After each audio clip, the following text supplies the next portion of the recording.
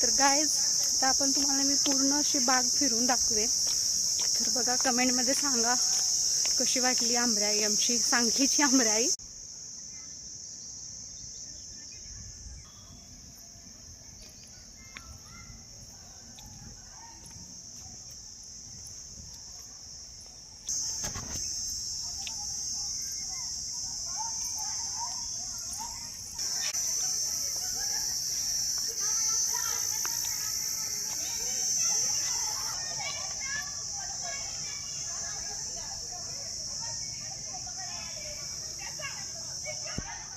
नमस्कार मंडळी, परत आणि आपल्या ब्लॉगमध्ये स्वागत आहे। जसं की मी मगाशी तुम्हाला थोडाफार इथला सांगितला व्ह्यू दाखवला आंबराईमधला।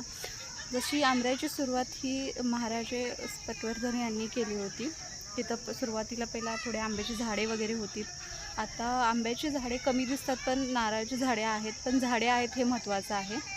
इथले सांगलीकर रविवारी शनिवारी जेव्हा केव्हा सुट्टी असेल तेव्हा इथे येतात, जेवण घेऊन वगैरे पण अगदी येतात आणि मस्त मनमोकळं असं तिथं टाइम स्पेंड करतात ते लोक। तर तुम्ही जसं की आता माझ्याकडून बघू शकता, सगळे खेळत आहेत, मस्त मजा करत आहेत लोक। आपापली मित्र मंडळी तिथे येतात, ते खेळतात आणि असं प्लेस हा खूप मोठा आहे। सकाळी वॉकिंगसाठी पण लोक येतात, संध्याकाळी पण येतात, लहान लहान मुलांसाठी खेळण्यासाठी पण आहे इथं। जसं की घसरगुंडी आहे, पाळणा आहे, छोटे रेल्वेज वगैरे आहेत आणि चिंचांची झाडे पण इथं खूप आहेत।